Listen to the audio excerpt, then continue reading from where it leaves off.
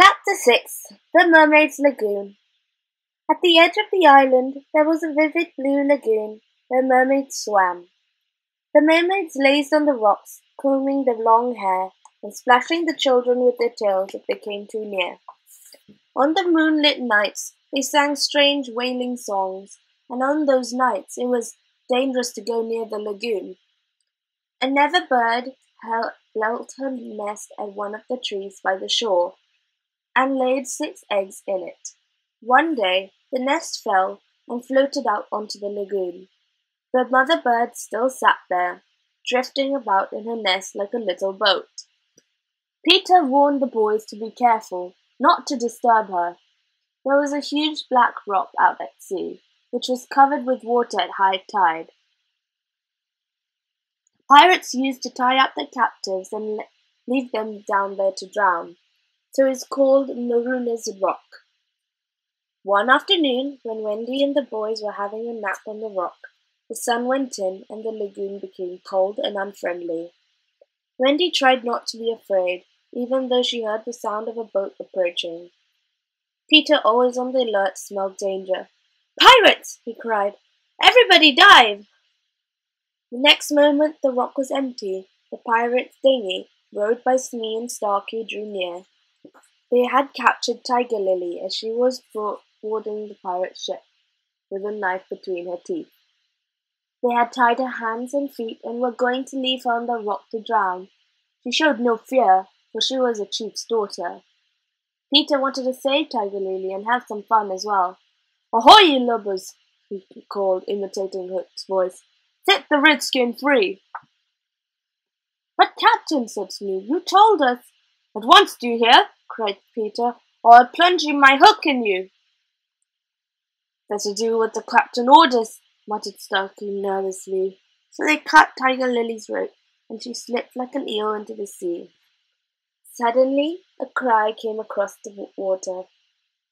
"Boat ahoy!" It was the real Captain Hook, swimming out to join his men. He had come to talk about a plan to capture Peter and his gang. "You may never get the better of those boys, now they have a mother to care for them," he said. "I know," said Smee, "but if we capture her, she can be our mother." "A capital idea," cried Hook. "But first we must catch the boys and make them walk the plank." Hook was furious to find that his men had let Lily Tiger go. "It gave no such orders," he said. When they told him about the mysterious voice, Hook was frightened. "Spirits that haunt this dark lagoon," he called. "Dost hear me?" Peter could not keep quiet. "Odds bobs, hammer and tongs, I hear you," he called. "Who are you, stranger?" asked Hook hoarsely. "I'm James Hook, captain of the Jolly Roger." "If you're our Hook, then who am I?" "You're a codfish." Hook went pale at this insult. He knew now who was playing this trick on him. "Are you a boy?" he called. "Are you a wonderful boy?" "Yes, yes," boasted Peter. I am Peter Pan." At once Hook ordered his men to attack. "Take him dead or alive," he cried. Peter whistled up to the boys, and they all came to his aid, armed with daggers. They put up a good fight. Before long, Smee and Starkey were swimming for their lives towards the pirate ship. Peter had ordered the boys to leave Hook to him, so they rowed for shore in the pirate's dinghy. Peter and Hook came out of the water at the same time. They stared grimly at one another as they climbed onto the rock, and Peter snatched a knife from Hook's belt. Then, seeing that Hook was lower down than he was, Peter gave him a hand up so they could fight fairly. But the treacherous Hook bit Peter's hand. Peter was so shocked that he dropped his guard, and Hook was able to claw him twice. The tide was rising rapidly, so Hook struck out for his ship, leaving Peter wounded. As the tide rose, Peter's heart beat like a drum. A strange smile came to his face, and he thought, "To die will be an awfully big adventure." But Peter did not die. The Never bird came into her nest and rescued him. When he returned to the cave, he saw campfires. The redskin had come to protect the boys from pirates' attack.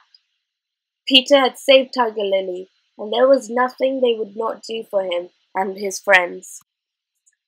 Chapter 7. Wendy's Story. Safe inside the cave, the children sat around for a make-believe tea. They were so excited that Wendy decided to settle them down with a story. She began to tell a story that Peter hated. It was about 3 children who had a nurse called Nana, how they flew away one night and how their father and mother missed them.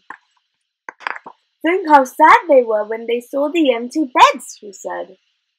Then she came to the part that Peter hated most. She told them how much mothers love their children.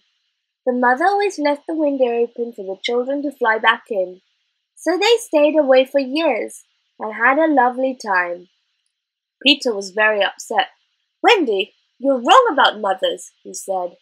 Then he told them what had happened when he went back home. "I thought, like you, that my mother would always keep the window open for me, so I stayed away for a long time. But when I flew back, my mother had forgotten me. The window was shut. There was another little boy in my bed." Michael and John began to cry, afraid that their mothers might forget them too. They begged Wendy to take them home. The lost boys said they wanted to come too, and Wendy promised she would ask Mr. and Miss Darling to adopt them. Peter was very hurt, but he was too proud to show it. He would not make Wendy stay against her will. "I will ask Redskins to show you the way through the wood, and Tinker Bell can guide you when you fly over the sea," he said stoutly. "But aren't you coming too?" asked Wendy. "Oh no!" exclaimed Peter. "They would make me grow up. I want to stay a little boy always and have fun." Then Peter and Wendy shook hands. Peter did not even give Wendy a thimble. Wendy measured a dose out of his medicine. It was only water, and put the glass next to his bed. "Promise me you'll take it," she said in a motherly way. "I promise. Now lead the way, Tinker Bell," he ordered. Tink darted up the nearest tree, but nobody followed her, for it was at that moment that the pirates made their dreadful attack on the Redskins. The air was full of shrieks and howls, and clash of steel. Below, there was a dead silence. Wendy fell to her knees, and the boys turned to Peter, holding out their arms and begging him not to desert him. Peter seized his trusty sword and ready to do battle.